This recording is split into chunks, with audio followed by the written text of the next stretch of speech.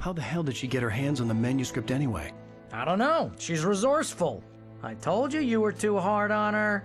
Listen, I found out all sorts of interesting stuff while I was digging around. Yeah. Mr. Wake, it's Sheriff Breaker. We have an FBI agent here, Agent Nightingale. FBI? He's anxious to see you. You'd better come to the station.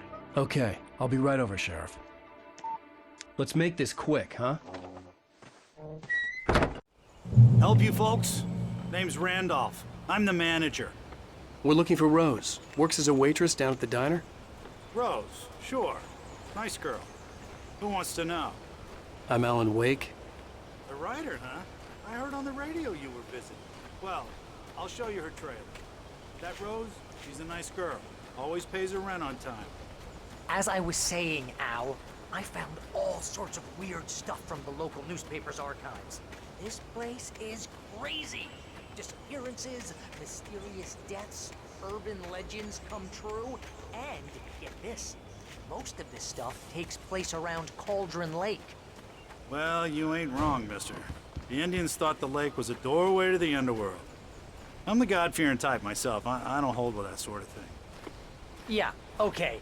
Anyway, there was an island there owned by a guy called Thomas Zane. Now, some of the articles I found about him make him out to be a famous writer, but I ran a bunch of searches, couldn't find a single thing he wrote. Zane was heavily into diving, so much so that the place came to be called Diver's Isle. But the volcano under the lake erupted in 1970, and Zane went down with the island.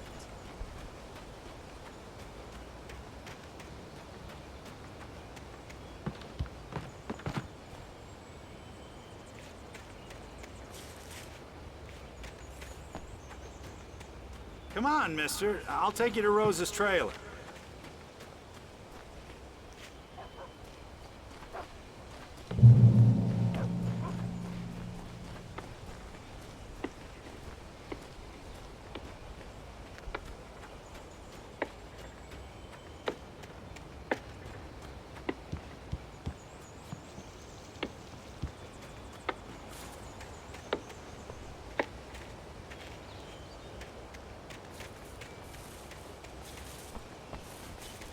Just follow me. It's not far.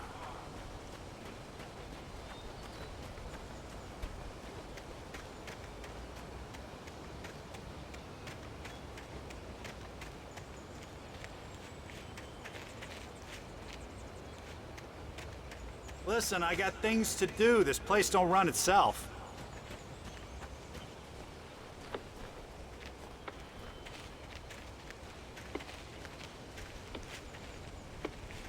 Yeah, how about that? It was there in the morning, as if it had fallen from the sky. But it would take a tornado to lift something like that. We're damn lucky it didn't crush any of the trailers.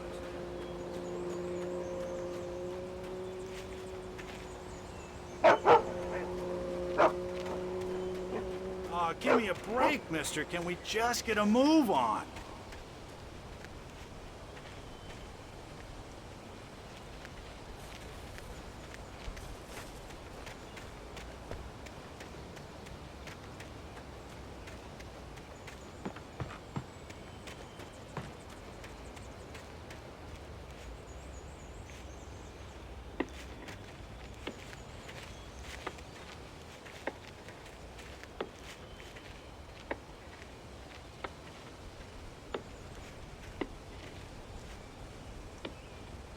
It gets better. A local girl, Barbara Jagger, drowned in Cauldron Lake just a week earlier. They were lovers. Sure, Jagger's a local spook store. The Scratching Hag.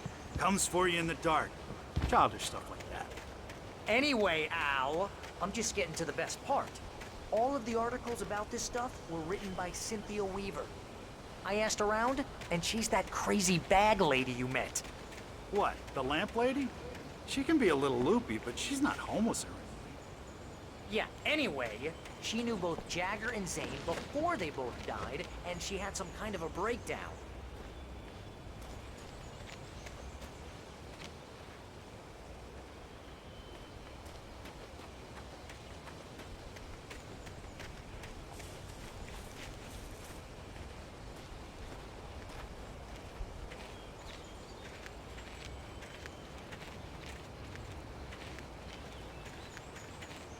Well, mister, this here's Rose's trailer.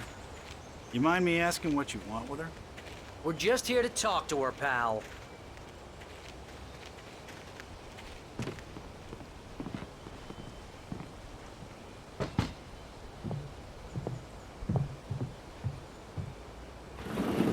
Welcome to... Oh dear, Mr. Wake. I'm so glad you're here. Rose, you have my manuscript? Oh. Oh yes. Yes. Please, come in. Hey, this is really good. Rose, Yes, my manuscript. I really need it. I understand. I know what you need. A muse to inspire you. Oh, for Barry? She doesn't have anything. Yeah, hey, Al? Al, what's... Oh... Barry! What? What?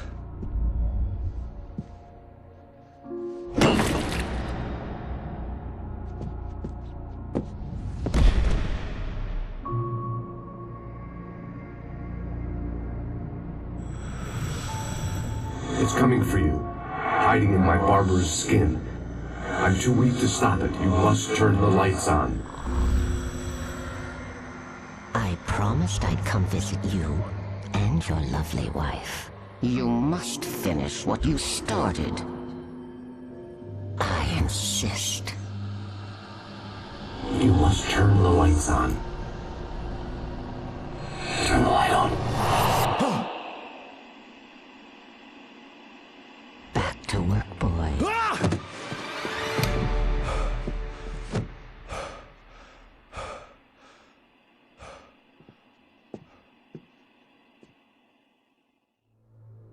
I felt nauseous, hungover. Only anger kept me going. I can't tell reality from dream anymore, but it seems I have an imaginary editor to help me. She's an old woman in a funeral dress. I call her Barbara Jagger. She's very strict. I'm writing faster and faster. My manuscript is being heavily revised. The edits are getting very aggressive, and each day there's less of me and more of her. I hate it, but I know she's right. She promises me I can save Alice this way. She knows more of this than I do. About the complex incantation I'm attempting. About this place. She's worked with another writer under similar circumstances, Thomas Zane. The genre of the story seems to be shifting. It's turning into a horror story. I'm getting close. I can feel it.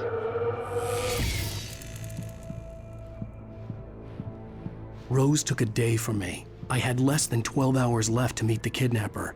All I could do was get Barry into the car, work something out once I got on the road. Welcome to the Oh Dear Diner. What can I get you today? Coffee? I couldn't work up much hate for Rose. Something had used her to get to me and left its mark. First refill is free. Milk and sugar on the counter there. Would you like to hear today's specials? Thank you. A nice day. Come back soon. Barry was out of it. He was way too heavy to carry. You're right. I deserve more money. I'm so handsome. My gun and flashlight were gone. I'd have to find a way to get Barry into the car as quickly as possible. There was no time to waste.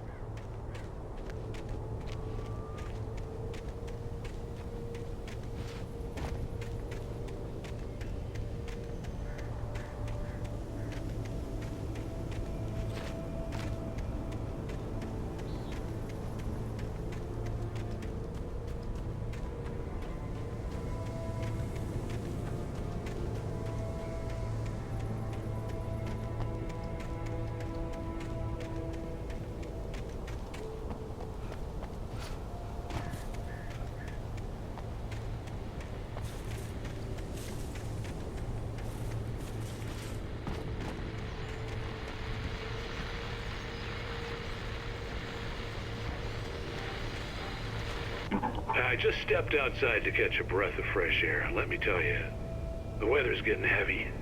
Nights like this make me especially glad I'm here talking to you and not home in bed. Once the weather takes a turn like this, I can't sleep at all. It's all tangled bed sheets and dark thoughts, punctuated by the occasional plunge into nightmare. Is it just me? Well, perhaps it is. But I hope I can make the night a little bit easier to get through. Caller, you're on KBF FM. Hey, hi, it's Walt Snyder. What's on your mind, Walt? Well, I am the way you are, but, well, I can't sleep either, you know? I just been staring out the window here, trying to make sense of it all, but, I ain't been drinking either, you know? I just... Well, you sound like a man with a problem, Walt. I had argument with Danny, and, then I got in trouble with the law, and, I'm just, well... I heard something like that, Walt. Yeah, well, he's, Danny's my best friend, and, they let me out on bail today, and now I'm just alone here at the window, waiting. Man, and there's something in the air tonight, man. I was just outside looking up at the sky above our broadcast tower thinking the same thing. What are you waiting for, Walt? I don't know. Something's gonna happen. I think I better go. Well, Walt, maybe... No, thanks, Pat. Well, good luck to you, Walt. Hang in there.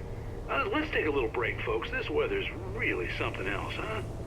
How can I be sure you will walk away? Why'd you love deception? I mean, every way. How can I be sure?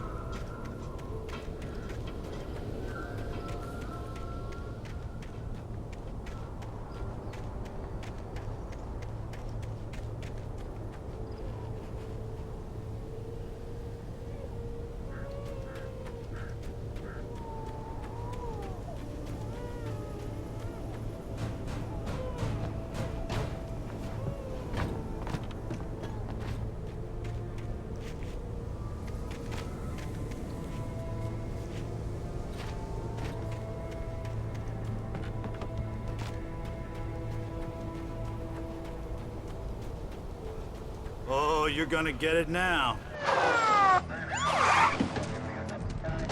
God knows what you've done to that poor girl. This is Agent Nightingale, FBI! Get him up, Hemingway! You're under arrest! You move a muscle, I'll unload right in your goddamn face! Stay right where you are, Spillane!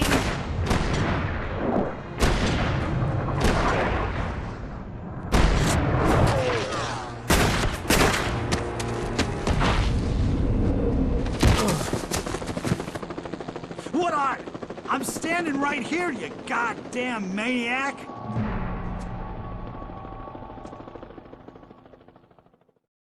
I hated to leave Barry behind, but there was no way I'd miss my appointment with the kidnapper. Give it up, Mr. Wake! Come on! Make it easier! Get after it! Don't let him get away!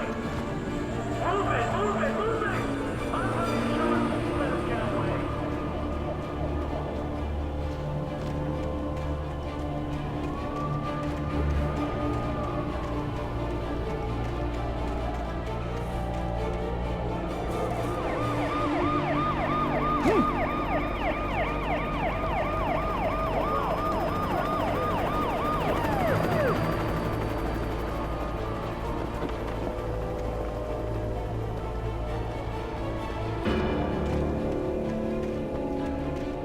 There he is! Freeze!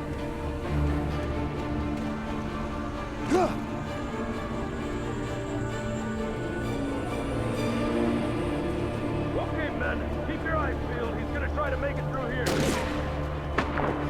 Oh, damn.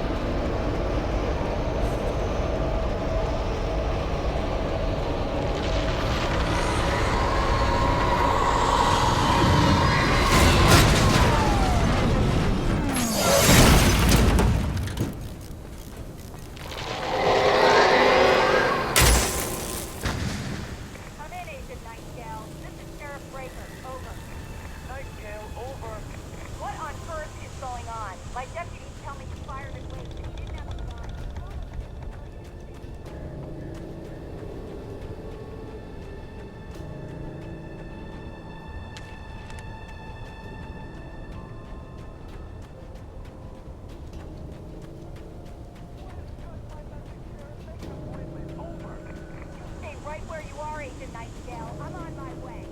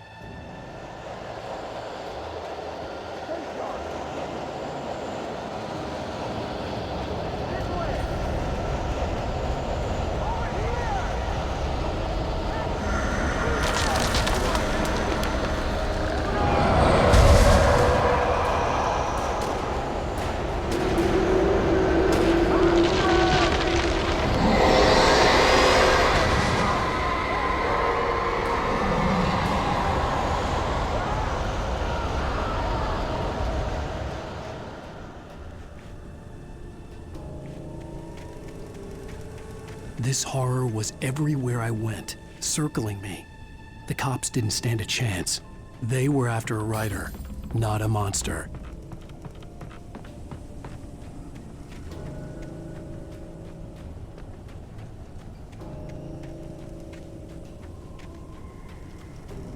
Sheriff Breaker, this is Agent Nightingale. I've lost contact with Wilson Lynn you assigned to me. It's waste doing. Wait, are you seriously telling me that geek writer just took out my deputies? Are you kidding? I mean, have you seen this guy? He wears a tweed jacket. Over. He's the guy we're chasing. If it's not him, who then? Bigfoot? Over. I don't know yet, but I'm not in the habit of jumping to conclusions. That tends to come back and bite you in the ass. Out.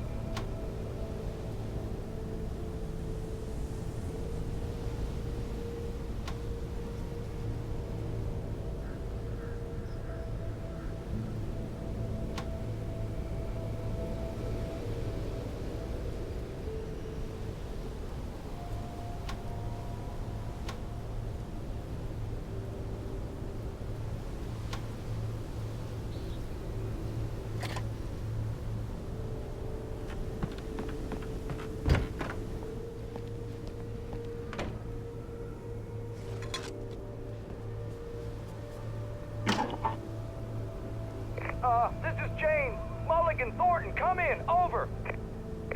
Thornton here. James, we got both Wheeler and Rose in custody. They didn't put up a fight or anything. Why, they were... Hey, what are you doing? Come on! sit down and give me that. Jane, Mulligan here. Over. Go ahead, Mulligan. Over. We got Wheeler and Rose here. Wheeler's drunk or hopped up on something. Speaking of which, that Fed had a pretty distinctive whiff of Otis Scotch about him, if you know what I mean. Over. I don't have anything on that, Deputy Mulligan. Over. Well, whatever. Anyway, Rose is just being plain weird here. You better get Doc in and take a look at both. Over. Gotcha. You better get them here quickly. The, Fed's gonna want to interview Wheeler. Over. Oh, yeah, I'll bet he does. Looks like they have a lot in common. Mulligan out.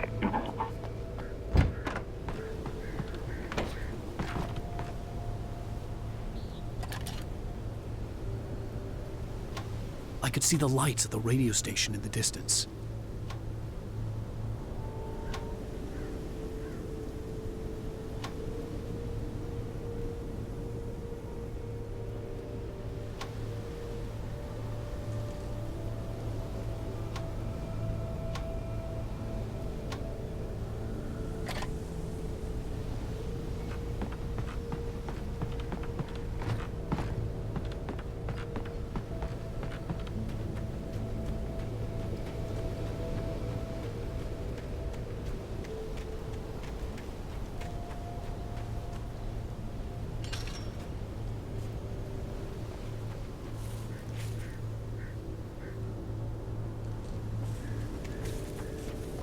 I imagined that the broadcast tower in the distance was part of the local radio station. Maine seemed like a decent guy. Perhaps he could give me directions to the coal mine.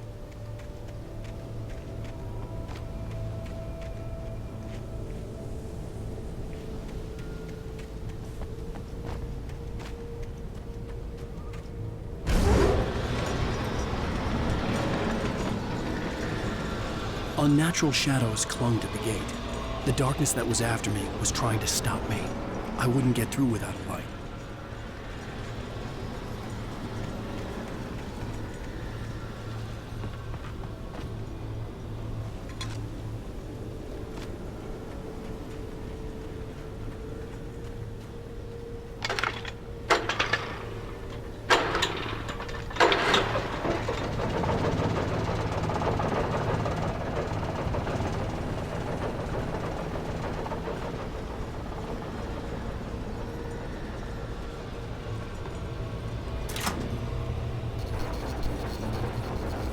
The old generator conked out.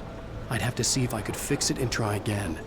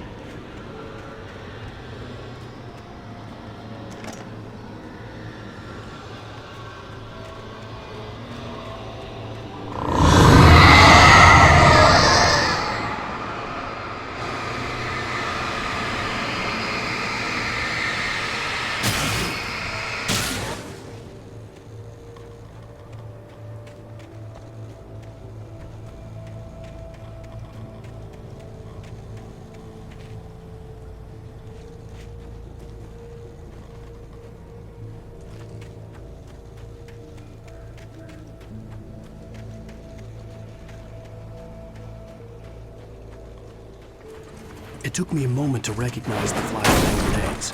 They were an ideal weapon for my situation. Team 1, come in. Over. Team 1, this is Sheriff Breaker. Report. Over. Team 2, come in. I need a report. Over. Come on, guys. Talk to me. Come in, please. Over.